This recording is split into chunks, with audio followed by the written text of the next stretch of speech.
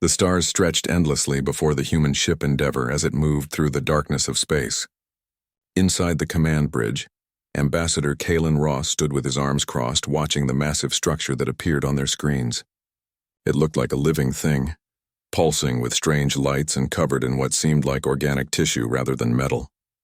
"That's not a normal space station," Dr. Sarah Chen whispered beside him. She was the ship's head scientist, and her eyes were wide with fascination and fear. "No, it's not," Ross agreed. "But it's what we came here for. First contact with alien life." The communications panel beeped. A voice came through, speaking perfect English somehow. "Human vessel. You will dock at Portal 7. The collective synthesis wishes to meet you." Ross nodded to the pilot, and the Endeavour moved forward. As they got closer, Sarah gasped. The station wasn't just organic looking. It was actually alive. She could see it breathing, expanding and contracting like a giant lung in space. They docked carefully. The airlock opened and a strange smell filled the corridor. It reminded Sarah of hospitals and gardens mixed together. 3 aliens waited for them on the other side. The largest one stood in the center.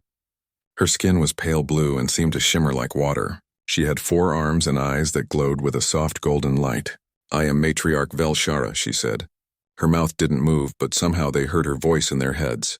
"Welcome to the Galactic Collective. We have been expecting you." Ross stepped forward and extended his hand. Velshara looked at it curiously but didn't take it. Instead, one of her companions, a shorter alien covered in gray fur, scanned Ross with a small device. "We do not touch unknown species," Velshara explained. "Not until we understand their biology." "It is the law." Sarah felt a chill run down her spine. Something about the way Velshara said law felt wrong. They were led through corridors that pulsed with life. The walls were warm to the touch. Strange plants grew from the ceiling, and the floor felt soft beneath their boots. Everything here was alive, and everything seemed connected. Finally, they entered a vast chamber. In the center was a pool of glowing liquid. Holographic images floated above it, showing different alien species and their genetic codes. "This is the heart of our civilization," Velshara said proudly. 12,000 years ago, my ancestors discovered the Genesis Code. It is the mathematical pattern that underlies all life in the galaxy. With it, we can read, write, and control the very essence of existence. The gray-furred alien stepped forward. "I am Curator Zenith. Every species in the galaxy has registered their genetic template with us. We ensure harmony and prevent genetic chaos. We are the gardeners of life itself." Ross frowned. "Registered? What does that mean exactly?" Velshara's eyes brightened. "It means we scan their DNA and add it to the collective database. Then we insert small modifications, safety measures. These modifications ensure that species cannot harm themselves or others through uncontrolled evolution or genetic warfare." "You change their DNA without permission?" Sarah asked, her voice sharp. "We preserve order," Velshara replied calmly. "Before the synthesis, species destroyed themselves with biological weapons. They created plagues that wiped out entire worlds. We stopped that. Now, all life in the galaxy exists under our guidance and protection." The third alien, who had been silent until now, spoke. It looked like a mass of floating crystals held together by energy fields. "You will submit to scanning. You will receive the standard modifications. Then you will be welcomed into galactic civilization. This is how it has always been done." Ross felt his jaw tighten. "And if we refuse?" The chamber fell silent. Velshara's forearms moved in what might have been a gesture of sadness. "Then you cannot be allowed to exist. Uncontrolled biological entities are too dangerous. We will show you why." The holographic display changed. It showed a beautiful planet covered in purple forests and blue oceans. Then the image shifted. The same planet appeared again, but now it was gray and dead. Cities stood empty. No plants grew. This was the world of the Krell, Velshara explained. They refused to join the synthesis. They believed in what they called freedom. So we demonstrated the consequences of rejecting order. We activated their biological lock. "What's a biological lock?" Sarah asked, though she dreaded the answer. Zenith tapped his device and new images appeared. "When species join the synthesis, we insert genetic switches into their DNA. These switches are harmless unless activated. If a species rebels or threatens galactic harmony, we can trigger these switches remotely. The Krell switches caused universal sterility. Within 1 generation, they ceased to exist as a breeding population. The survivors live now as museum pieces maintained by our care. Ross felt sick. You sterilized an entire species because they wouldn't obey you? We maintained order, Velshara corrected, and we gave them more mercy than they deserved. They could have suffered far worse. Our biological locks can cause madness, docility, or immediate death if necessary. Sarah grabbed Ross's arm. We need to go, now. But Velshara raised one of her hands. You have 30 of your days to decide. Return to your homeworld. Consult with your leaders. But understand this. Every species in the galaxy has made this choice. All chose to join us. Those who refused no longer exist in any meaningful way. The crystalline alien floated closer. Your biology is unusual. We detected strange patterns in your initial scans. Chaotic elements. We will need to study you carefully before designing appropriate modifications. But do not worry. We have never failed to bring a species into harmony with the Genesis Code. Ross straightened his shoulders. Humanity will make its own choice. We'll return in 30 days with our answer. As the human delegation walked back to their ship, Sarah leaned close to Ross. They're slave masters, she whispered. They control every living thing in the galaxy through genetic manipulation. They're not gardeners. They're tyrants, Ross nodded grimly. I know, and we need to figure out what makes humans different before they try to lock us down like the Krell. The Endeavor pulled away from the station and jumped into faster-than-light travel. Behind them, Matriarch Velshara watched them go. The humans will comply, she said confidently. They always do. Life cannot exist without order. They will learn this truth as all species do.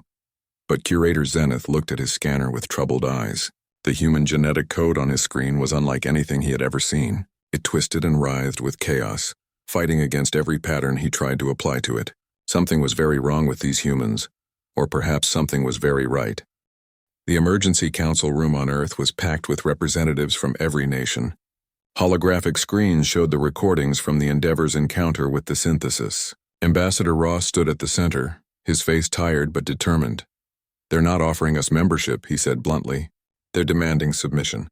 And if we refuse, they'll make us like the Krell. Sterile, controlled, effectively extinct within a generation. General Marcus Wade slammed his fist on the table. Then we fight. We've faced extinction before and survived. We'll do it again. Fight with what? Asked President Chen, Sarah's distant cousin. They control biological life itself. They can create plagues we've never seen. They can modify living weapons faster than we can respond. This isn't an enemy we can shoot. Dr. Sarah Chen stepped forward. Maybe we can't shoot them, but I think I know why they're worried about us. She pulled up a holographic image of human DNA. Look at this. Then look at this. She showed another image, this one of an alien species called the Thren. See the difference? Most of the council members shook their heads. To them, both looked like complex spirals of genetic code. Exactly, Sarah said. You can't see it easily, but it's there. The alien DNA is clean, organized. It follows clear mathematical patterns. It's like a well-designed computer program, beautiful and efficient. She zoomed in on the human DNA. Now look at ours. It's messy, full of what we used to call junk DNA, filled with viral insertions from millions of years of infections. Our genetic code looks like a computer program that's been hacked, rewritten, corrupted, and patched together thousands of times. So we're inferior? Someone asked. No, Sarah said with a small smile. We're unpredictable. Earth is what the synthesis would call a nightmare world. High radiation from our sun, countless viruses and bacteria all fighting for survival. Horizontal gene transfer where organisms steal DNA from each other. Our evolution was messy and violent and chaotic, and that chaos is written into every cell of our bodies. She pulled up another chart. Human immune systems are incredibly aggressive compared to other species. We have to be. We evolved on a planet where everything was trying to kill us at the microscopic level. Our bodies learned to adapt, to change, to fight back against biological threats constantly. Ambassador Ross leaned forward. What are you saying, Doctor? I'm saying their biological lock technology probably won't work on us, Sarah explained. It requires genetic obedience. Standardized patterns they can predict and control. But human DNA doesn't obey patterns. It's too variable, too adaptive. Every human is slightly different at the genetic level. What works on one person might not work on another. General Wade's eyes lit up. Can you prove this? Give me 2 weeks, Sarah said. I have samples of the scanner data the synthesis took from us. I can simulate their control technology and test it against human cells. But I need full access to the bioweapon research facilities. President Chen nodded. You have it. Whatever you need. General Wade, prepare our defenses. If Dr. Chen is wrong, we need to be ready for war. Sarah spent the next 12 days barely sleeping. Her team worked around the clock, trying to understand how the synthesis biological lock functioned. It was brilliant and terrifying. The synthesis had discovered how to write commands directly into DNA using specific electromagnetic frequencies. These commands could turn genes on or off, triggering sterility, docility, or death. On the 13th day, they tested it on human cell cultures. Sarah held her breath as they activated the simulated biological lock signal. The cells should have stopped dividing. They should have begun their programmed death. Instead, they kept growing normally. The biological lock commands were being ignored. Run it again, Sarah ordered. Higher frequency. They tried 10 more times with different settings. Nothing worked. The human cells simply didn't respond to the control signals. In fact, after the 5th attempt, Sarah noticed something incredible. The cells were adapting. Their membranes were changing to block the electromagnetic frequencies entirely. It's like they're learning, whispered Dr. James Park, her assistant. The cells are treating the biological lock signals like an infection and developing immunity. Sarah ran to report her findings to the council. But when she arrived, there was chaos. General Wade was shouting orders and alarm sirens were blaring. What's happening? Sarah demanded. Ross grabbed her arm. The synthesis sent a message an hour ago. They said our 30 days are up. They're sending what they call purifiers to test our defenses. And Sarah, they're already here. The screens showed satellite footage of 3 massive organic ships entering Earth's atmosphere. They looked like giant predatory fish with mouths that could swallow buildings. As they descended, they released smaller creatures. These purifiers looked like a nightmare mix of insect and reptile, each one the size of a tank. How many? Sarah asked. 50 per ship, Wade replied grimly. 150 bioweapons heading for major cities. New York, Beijing, and London are the first targets. The screens showed military forces engaging the purifiers. Bullets seemed to hurt them, but they healed rapidly. When one was finally killed by sustained tank fire, it dissolved into acidic slime that ate through concrete. They're holding back, Ross said quietly. This is just a demonstration. They want to scare us into submission. Did my report reach you? Sarah asked urgently. President Chen nodded. It did. If you're right, we might survive this. But Sarah, being immune to their biological lock doesn't mean we can win a war against them. They've been doing this for 12,000 years. They have biological weapons we can't even imagine. Sarah was about to respond when a new screen activated. A face appeared, unfamiliar but somehow similar to the aliens they'd met. This one looked younger with nervous eyes. My name is Thren, the alien said in hurried English. I am a junior scientist with the synthesis. I am sending this message in secret at great personal risk. You must listen carefully. The matriarch is lying to you about your world. Everyone in the room froze. Thren continued, his words rushing out.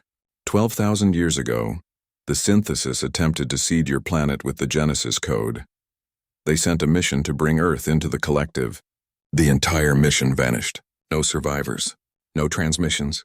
The synthesis labeled Earth as a dead zone and never returned. They claimed the mission was lost to equipment failure.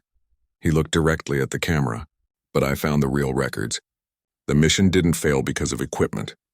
They died because Earth's biosphere killed them. Your viruses, your bacteria, your aggressive immune responses, everything about your planet destroyed the Genesis code they tried to insert. Earth rejected the synthesis at the molecular level. Sarah felt her heart racing. That's why we're different. They couldn't control our evolution because they couldn't survive here long enough to modify it. Thren nodded. You evolved in what the synthesis considers a genetic hell. And that is why you terrify them. You are proof that life can exist, can thrive without their control. If other species learn this, the entire synthesis could collapse. Please, I request asylum. I will help you fight them. Because what they did to the Krell, they have done to thousands of species, and I can no longer serve them. The transmission ended abruptly. For a moment, no one spoke. Then General Wade smiled grimly. Well, he said, I guess we have an expert witness now. And if Earth already beat them once, maybe we can do it again. Outside, the battle with the purifiers raged on. But now humanity had hope. They weren't just fighting for survival. They were fighting for something the galaxy had forgotten: freedom. Thren's small escape pod was intercepted by a human military vessel 3 days after his transmission. When they brought him aboard, he was shaking with fear and exhaustion. Dr. Sarah Chen was the first to greet him. "You're safe now," she said gently. "Welcome to Earth." Thren looked at her with his large dark eyes. His species was tall and thin, with gray fur covering most of his body. "Safe is a relative term," he said. "The synthesis will hunt me, and they will punish you for harboring me. I have committed the greatest crime in galactic law. I have betrayed the Genesis Code." "Then we'll face that together," Sarah replied. She led him to a secure research facility deep underground. General Wade and Ambassador Ross were already waiting. "Tell us everything," Wade said. "How does the synthesis really work?" Thren settled into a chair that had been modified for his body shape. "The matriarch believes she is doing good," he began. "She truly thinks that controlling life is necessary, but the truth is more complicated." He pulled out a data device he'd smuggled with him. "May I?" Sarah connected it to their systems. Ancient files appeared on the screens written in languages that predated the synthesis. 15,000 years ago, the galaxy was very different, Thren explained. Hundreds of species existed, all with unique biology. Some were silicon-based. Others were energy beings. Life was diverse and wild and unpredictable. Then came the Great Plague Wars. Species created biological weapons and unleashed them on each other. Billions died. The screen showed images of devastated worlds. Sarah felt sick looking at them. 3 species survived better than others, Thren continued. My ancestors, the Velshara's people and the crystalline Zenth, they had developed early biocontrol technology. They used it to protect themselves. And then they made a decision. He paused, his fur rippling with what Sarah recognized as distress. They decided that the only way to prevent future wars was to control all life. They called it the Synthesis Project. They made themselves gods, Ross said quietly. Yes, Thren agreed. They created the Genesis Code by studying the common patterns in DNA across species. Then they began modifying every species they encountered. At first they claimed it was voluntary, protective modifications to prevent plague. But over generations, these modifications became control mechanisms. The biological locks were inserted into every registered species. Now, 12,000 years later, almost every living thing in the galaxy has synthesis DNA woven into it. Wade leaned forward. Almost every living thing. Except humans. Except humans, Thren confirmed. Your world was designated Target Planet 774. A synthesis expedition was sent to prepare Earth for integration. The plan was standard. Introduce Genesis code into the dominant species, insert biological locks, and guide evolution toward compliance. Sarah pulled up a map of Earth from 12,000 years ago. That would have been during the last ice age. Early humans were just developing agriculture in some regions. Thren nodded. The expedition landed in what you now call the Mediterranean region. They brought genetic modification equipment and samples of compliant DNA patterns. But something went wrong almost immediately. He brought up the recovered mission logs. Sarah read them with growing fascination and horror. Day 12. Local microorganisms are extremely aggressive. Standard sterilization failing. 3 team members showing infection symptoms. Day 18. Infection spreading despite treatment. Local viruses do not respond to Genesis code patterns. They mutate faster than we can track. Day 23. Emergency quarantine established. We cannot return to orbit. Risk of contaminating the ship is too high. Local wildlife appears hostile to our biology. Multiple team members attacked by pack hunters. Wounds are not healing properly. Day 30. Only 7 survivors. We are dying. Earth rejects the Genesis code. The biosphere here is chaos incarnate. Sending final warning. Never return to this world. It is a tomb of order and a cradle of madness. The final log entry sent chills through Sarah. The synthesis expedition had been completely destroyed by Earth's natural defenses. The viruses, the bacteria, even the environment itself had killed them.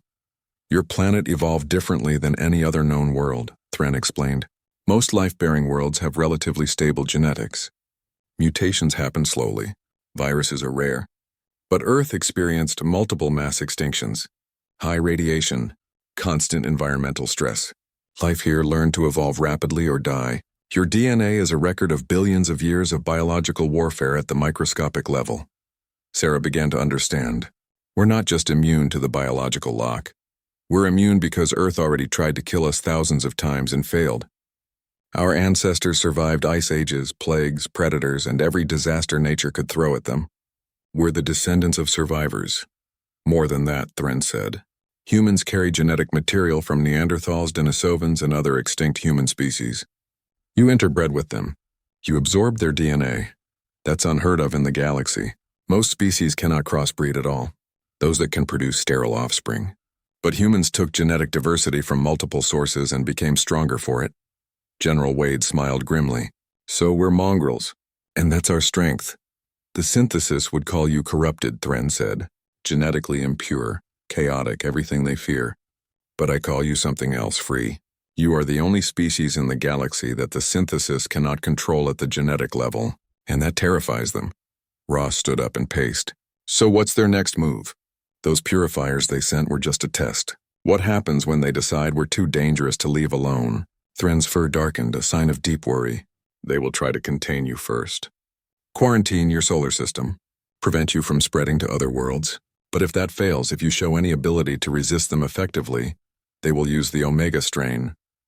What's the Omega strain? Sarah asked. The ultimate biological weapon, Thren whispered. A plague designed to rewrite cellular function itself. It has destroyed 17 species who refuse to join the synthesis. It has never failed. The Omega strain does not just kill, it transforms living tissue into basic organic matter. Within hours, complex life reverts to primordial soup. Entire planets have been sterilized with it. The room fell silent. Then Wade spoke, his voice hard as steel. Can we fight it? Thren looked at him sadly. No species has ever survived the Omega strain. It adapts faster than any immune system can respond. It was designed by combining the deadliest genetic elements from 1,000 extinct species. The synthesis considers it the ultimate expression of their control over life. Sarah felt fear grip her heart. But then she remembered the mission logs. Earth had killed a synthesis expedition through sheer biological chaos. The planet itself had been too wild, too unpredictable for their ordered minds to handle. Maybe that's the answer, she said slowly. We can't beat them at their own game.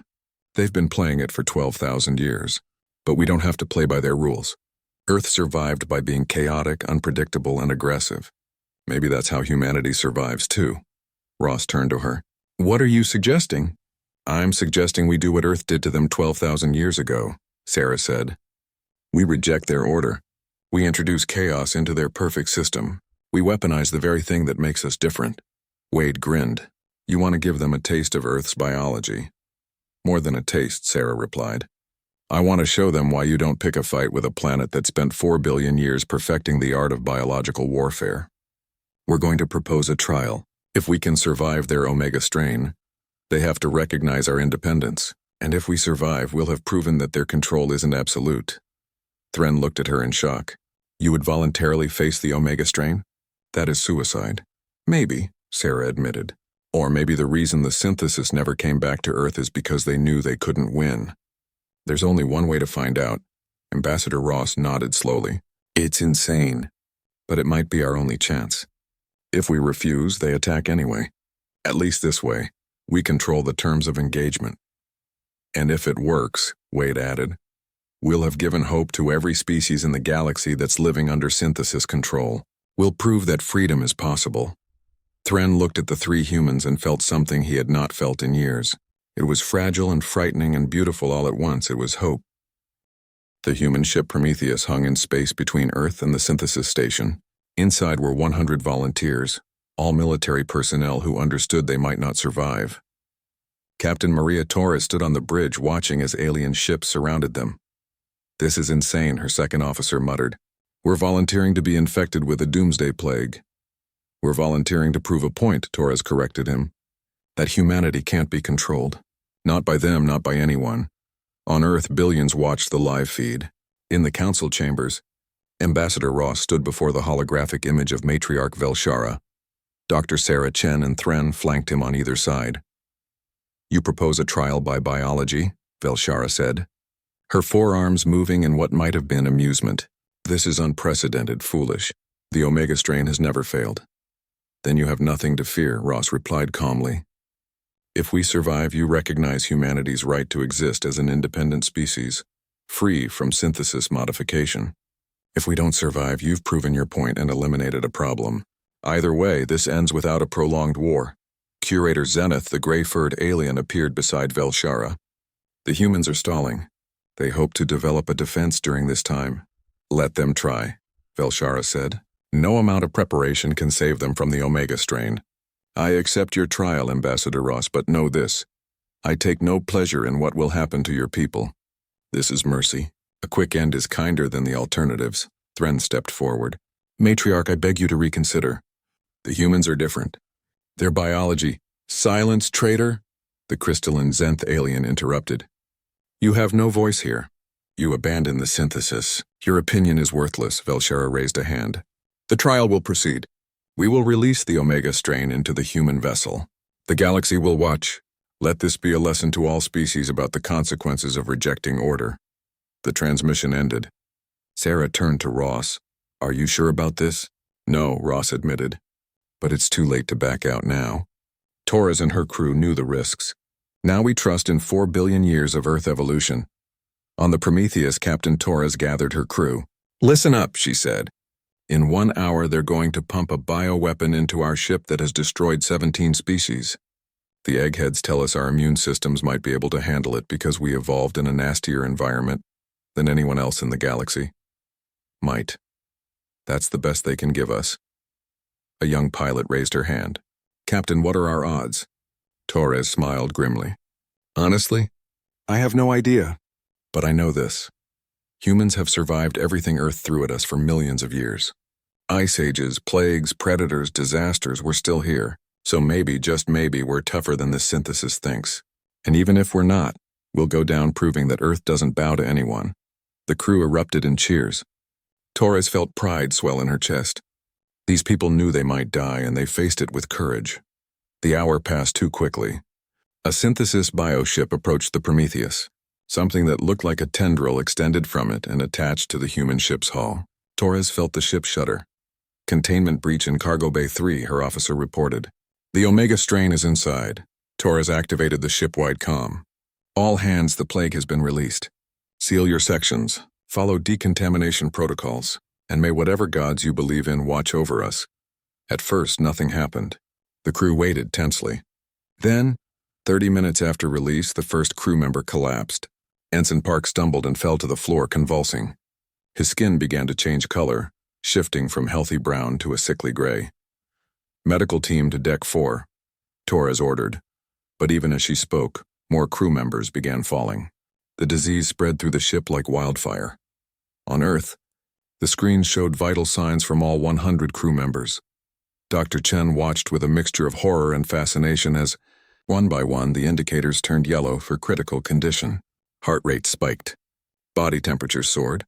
The Omega strain was doing exactly what it was designed to do, overwhelming biological systems faster than they could respond. It's not working, someone whispered. They're all going to die. Sarah refused to look away. Wait, she said. Just wait. On the Prometheus, Captain Torres felt the fever hit her like a hammer. Her head pounded. Her vision blurred. She collapsed into her command chair, struggling to breathe. Around her, the bridge crew was in similar condition. Some were unconscious. Others writhed in pain. This is it, she thought. This is how we die. But then something changed. The pain in her chest began to ease slightly. Her breathing became less labored. She forced her eyes open and looked at her hands. The gray discoloration was fading, replaced by her normal skin tone. Captain? Her medical officer's voice came through the comm, weak but alive. Something's happening. The infection is stopping. Our immune systems are adapting. I don't understand how, but we're fighting it off. On Earth, Sarah leaned closer to the screens. The vital signs had stopped declining. Some were even improving. Look, she said, pointing. Their white blood cell counts are skyrocketing. Their bodies recognized the Omega strain as a threat and mobilized every defense they have. Thren stared at the data in disbelief. This is impossible. The Omega strain adapts faster than any immune system. It should be mutating to overcome their defenses. It probably is mutating, Sarah said excitedly. But human immune systems are designed to fight rapidly mutating viruses. We've been doing it for millions of years. The common cold mutates constantly and we still fight it off. The Omega strain is deadly, yes, but it's following predictable patterns. Patterns our bodies know how to counter. 12 hours after infection, the crisis began to pass. Crew members who had been unconscious started waking up. Those who had been critically ill were stabilizing. The medical bay was overwhelmed, but everyone was alive. 24 hours after infection, Captain Torres stood on her bridge again, weak but recovering. "Status report," she ordered. "All crew members accounted for," her officer replied. 47 are still in medical care, but all are expected to make full recovery. "Captain, we survived. We actually survived." Torres allowed herself a smile. "Send a message to Earth. Tell them humanity just passed the test." Across the galaxy, a billion screens showed the same image. The Prometheus, still intact, with all crew members alive. Species that had lived under synthesis control for thousands of years watched in stunned silence.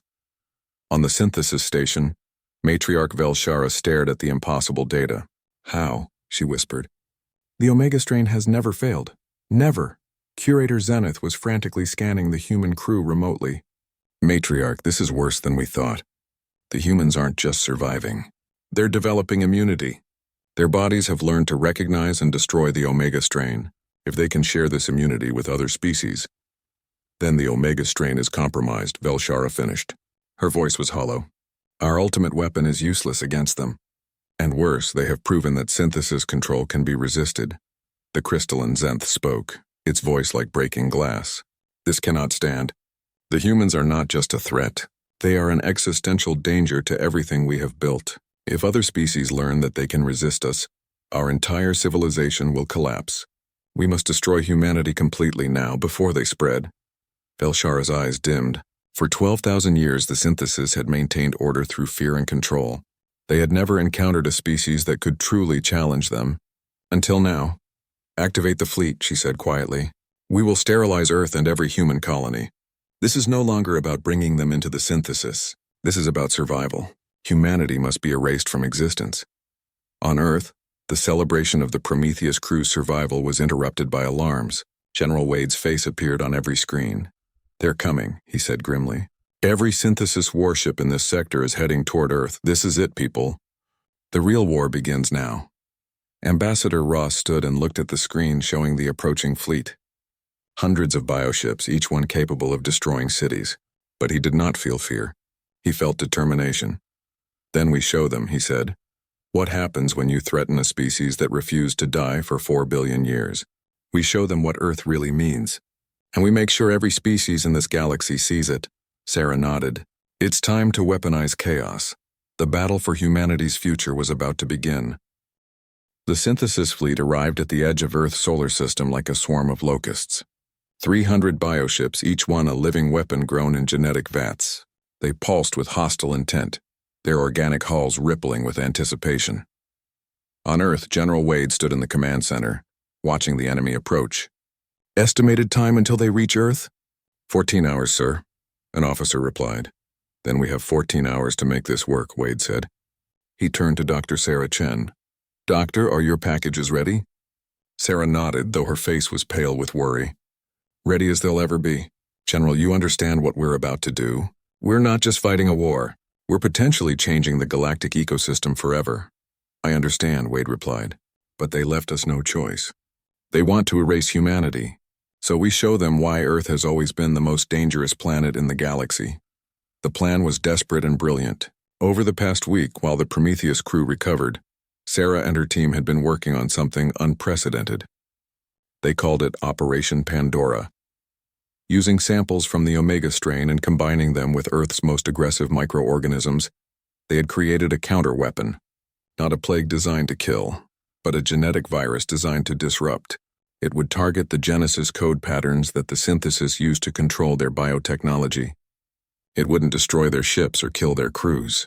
It would simply introduce chaos into their perfect order. "Will it work?" Ambassador Ross asked as he joined them in the command center. "Honestly," Sarah said, "I have no idea. We're essentially trying to give their bioships the equivalent of a computer virus mixed with a flu. It should make their systems malfunction. But these are living ships. They might adapt. They might overcome it, or it might spread through their entire fleet and cripple them. Thren had been unusually quiet, standing at the back of the room. Now he spoke up. If this works, it will spread beyond just their fleet. The synthesis network is biologically connected. Every registered species has Genesis code in their DNA. Your weapon could reach them all. Would that be so bad? Wade asked. From what you've told us, every species in the galaxy is living under genetic tyranny. Maybe it's time someone freed them, or maybe it will kill them, Thren said softly. The Genesis code is woven into their cells. Disrupting it could cause massive die-offs. You could save the galaxy from the synthesis and accidentally commit genocide at the same time. Sarah felt sick. She hadn't fully considered that possibility. We could dial it back, make it less aggressive. No time, Wade said as alarms blared. They're launching their first attack. Biomissiles incoming. The screens showed hundreds of organic projectiles launched from the synthesis fleet.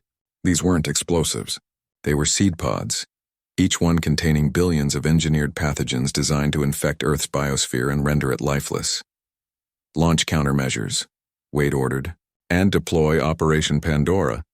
Human ships intercepted many of the biomissiles, destroying them before they could reach Earth. But some got through. They crashed into oceans, forests, and deserts, releasing their deadly cargo. At the same time, human ships launched their own payload.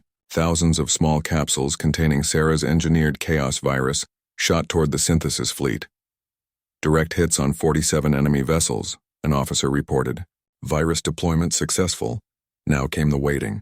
Sarah watched her screens, monitoring the telemetry from the infected synthesis ships. At first nothing happened. Then 5 minutes after infection, the first ship began to show signs of distress. Its organic hull started twitching irregularly. The bioluminescent patterns that covered its surface flickered and went dark. The ship slowed, its biological thrusters firing erratically. It's working, Sarah whispered. The virus is disrupting their control systems. More ships began to malfunction. Some collided with each other. Others fired their weapons randomly. The perfect coordination of the synthesis fleet dissolved into confusion. But on Earth, the situation was equally chaotic. The synthesis pathogens that had reached the surface were spreading. In the Amazon rainforest, trees began to wither. In the Pacific Ocean, fish were dying by the millions. The alien plagues were attacking Earth's biosphere. We're losing entire ecosystems, an environmental officer reported. The synthesis weapons are too powerful. At this rate, Earth will be uninhabitable within weeks. But then something unexpected happened. In the Amazon, where the alien plague had spread the furthest, the trees stopped dying. The withering reversed. Sarah pulled up the data, confused. What's happening? Ross asked. Earth is fighting back, Sarah said in wonder. Look at this. The native bacteria in the soil are attacking the alien pathogens, and they're winning. It's like the soil itself is an immune system. Thren moved closer to look at the data. This is what happened to the synthesis expedition 12,000 years ago, he said. Earth's biosphere is so competitive, so aggressive, that it treats any foreign biology as an invasive species.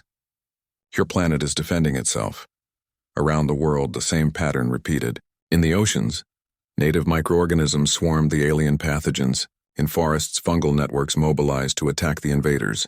Earth had spent 4 billion years perfecting the art of biological warfare.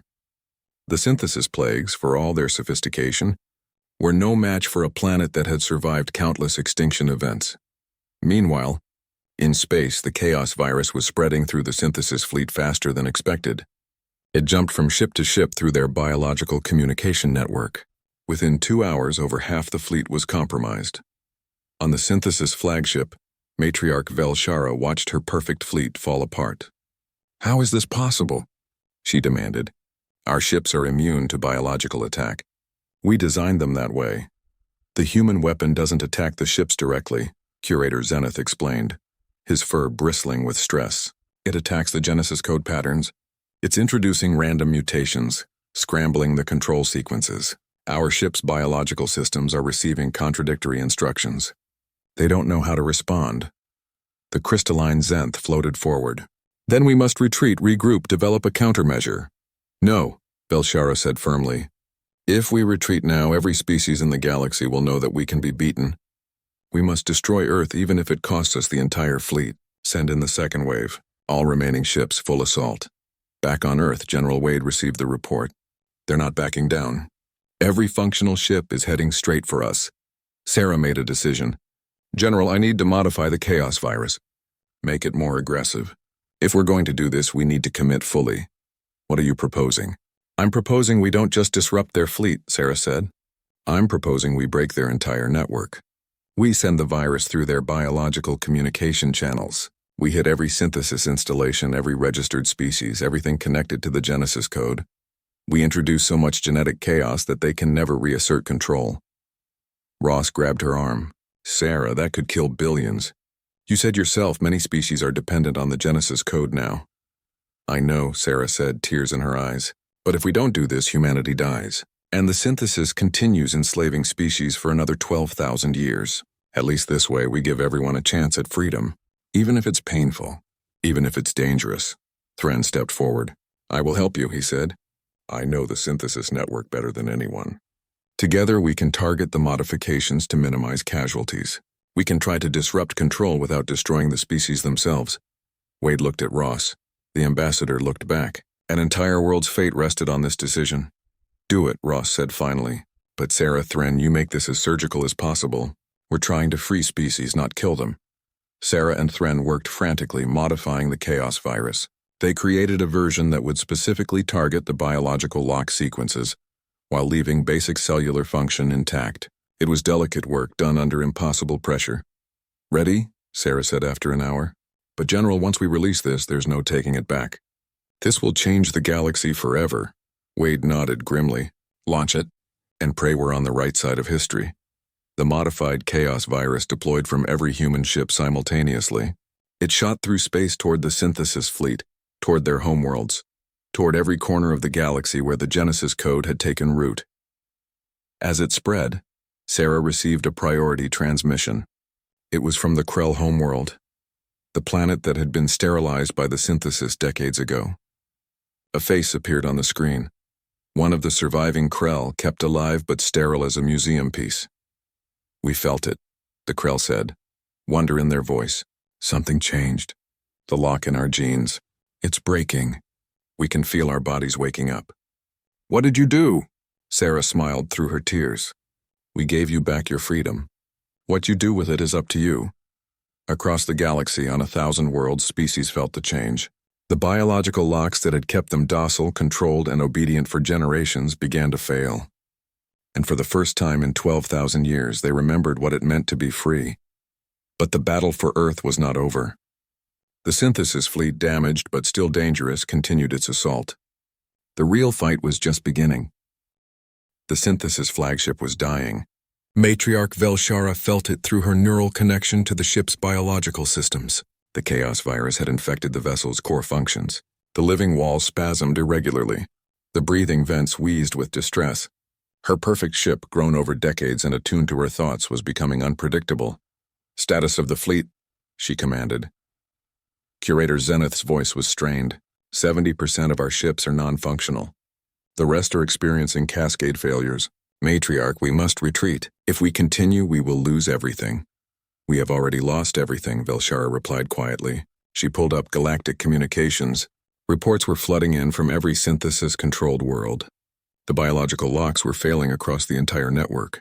Species were experiencing genetic awakening. Some were celebrating. Others were panicking as their biology became unpredictable again. The perfect order she had maintained for her entire life was crumbling.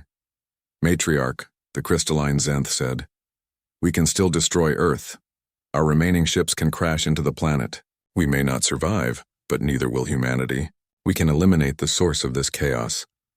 Velshara looked at the image of Earth on her screens, that small blue world so vibrant with uncontrolled life. She had thought it a threat, a cancer that needed to be removed, but now she wondered if perhaps the cancer had been her own civilization all along. No, she said finally, no more death. I will speak with the humans. On Earth, Ambassador Ross received the incoming transmission with surprise. Matriarch Velshara wishes to negotiate? After everything? Patch her through, General Wade ordered. But keep our weapons hot. This could be a trick. Velshara's image appeared, and Ross was shocked by what he saw. The matriarch looked diminished somehow. Her forearms hung limply. Her eyes had lost their glow. "Ambassador Ross," she said, "I am contacting you to offer surrender." Silence filled the command center. No one had expected this. "The synthesis fleet will withdraw from your solar system," Velshara continued. "We will not attack Earth again. In return, I ask only for safe passage for my surviving crew members." "Why?" Ross asked. "Why give up now? You still have ships. You could do tremendous damage." "Because I have just received reports from across the galaxy," Velshara replied. "Do you know what is happening out there because of what you unleashed? Species are dying. Without the Genesis code stabilizing their genetics, some are experiencing cellular collapse. Others are suffering genetic diseases that we had cured centuries ago. Your chaos virus is killing billions." Sarah felt her heart sink. This was her worst fear realized, but Velshara continued. "And yet other species are thriving. They are rediscovering genetic diversity we had suppressed. They are adapting, evolving, changing in ways we never allowed. The Krell, who we sterilized, are fertile again. They are having children for the first time in a generation. They are weeping with joy." The matriarch's voice broke slightly. "I spent my entire life believing that control was necessary. That without the synthesis guiding evolution, species would destroy themselves. But I was wrong. Your species proved that. You survived on a death world without our guidance. You evolved through chaos and became stronger for it." She looked directly at Ross. "I am a tyrant, Ambassador. I claimed to be a gardener, but I was a jailer. And now my jail is broken. I cannot repair it. Perhaps I should not repair it. So I surrender. Not just this fleet, but the synthesis itself. Do with us what you will." Ross exchanged glances with Wade and Sarah. This was unprecedented. "We don't want revenge, matriarch," Ross said carefully. "We wanted freedom. For ourselves and for others. If you're willing to step back to let species control their own destiny, then there doesn't need to be more bloodshed." Thren stepped forward into view of the camera. "Matriarch Velshara, this is Thren. I request permission to speak." Velshara's eyes widened slightly. "The traitor, speak." "You are not evil," Thren said gently. "You believed you were doing good. But the road to tyranny is paved with good intentions. Now you have a chance to do actual good. Help us. Help the species who are struggling with the transition. Your knowledge of genetics could save those who are dying, not to control them, but to heal them." Velshara was quiet for a long moment. "You would trust me to help after everything?" "Trust must start somewhere," Sarah interjected. "And frankly, we need your expertise. I'm a good scientist, but you have 12,000 years of genetic knowledge. Together, we might be able to minimize the casualties from what we've done." Over the next 3 months, an unprecedented cooperation began. The synthesis fleet withdrew, but Matriarch Velshara and a team of her scientists came to Earth as guests, not prisoners. They worked alongside human researchers to create medical treatments for species suffering from the sudden loss of Genesis code stabilization. It wasn't perfect. Some species did suffer. The transition from genetic control to genetic freedom was painful for many. But gradually, stability returned. Species learned to manage their own biology again, guided by synthesis knowledge but not synthesis control. The galactic political landscape transformed. The collective synthesis dissolved. In its place, dozens of independent civilizations emerged, forming alliances based on mutual benefit rather than biological control. Captain Torres and the crew of the Prometheus became heroes across the galaxy. They were the ones who had proven that the synthesis could be resisted. Their survival had sparked a revolution.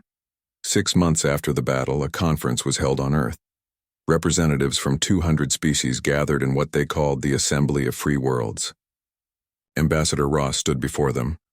"We didn't set out to destroy your civilization," he said. "We just refused to let ours be destroyed. But what happened here has given all of us an opportunity. For 12,000 years, the galaxy has been ordered, controlled, and safe. Now it's going to be chaotic, unpredictable, and dangerous. And that's okay. Because chaos is where evolution happens. Chaos is where freedom lives." He gestured to the image of Earth rotating behind him. "My planet taught us that life finds a way. Not through control, but through adaptation. Not through order, but through diversity. We want to share that lesson with all of you. Not as masters, but as partners." Matriarch Velshara, who sat in the audience, stood. Many species gasped. She had become a controversial figure, respected for her knowledge but reviled for her past actions. Ambassador Ross is correct, she said. I spent millennia fighting chaos, trying to impose order on life itself. But life is meant to be chaotic. It is meant to surprise us, to challenge us, to grow beyond our expectations. I see that now. And I dedicate the rest of my life to helping repair the damage my civilization caused. The assembly erupted in mixed reactions. Some applauded. Others shouted in anger. But gradually a consensus emerged. The past could not be changed, but the future could be built together. Dr. Sarah Chen stood on the observation deck later that night, looking at the stars. Thren joined her. Do you think it will work? He asked. This new galactic order? Honestly, I don't know, Sarah admitted. We've unleashed something we can't fully control. Some species will thrive. Others will struggle. There will be conflicts, maybe even wars. It won't be peaceful, but it will be free, Thren said. Yes, Sarah agreed. It will be free. General Wade found Ambassador Ross in his quarters, staring at reports. Still working? Always, Ross replied with a tired smile. Did you know that 3 species have already asked for samples of Earth bacteria? They want to introduce genetic diversity into their populations. Wade laughed. Earth is becoming the galaxy's source of biological chaos. Our ancestors would be proud. We survived by being too stubborn to die, and now we're teaching the galaxy how to do the same. There's something poetic about that, Ross said. Humanity, the species that evolved in hell, teaching others how to survive without masters. Years passed. Earth became a center of biological research and genetic freedom.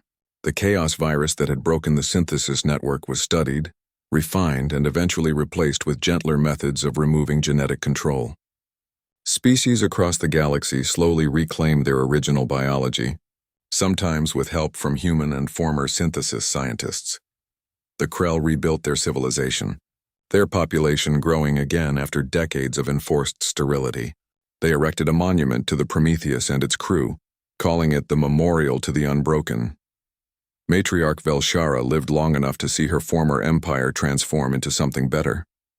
She died peacefully on Earth with both Dr. Chen and Thren at her bedside. Her last words were simple. Thank you for teaching me what I should have always known. That life cannot be controlled. It can only be celebrated. Humanity's place in the galaxy was secure, not as conquerors, not as saviors, but as equals. They had shown the universe that freedom was possible, even after 12,000 years of tyranny. And in doing so, they had fulfilled the promise their world had made billions of years ago. Life finds a way, always. Ambassador Ross stood before the Assembly of Free Worlds one final time before his retirement. He was old now, his hair white, his body tired, but his voice was strong.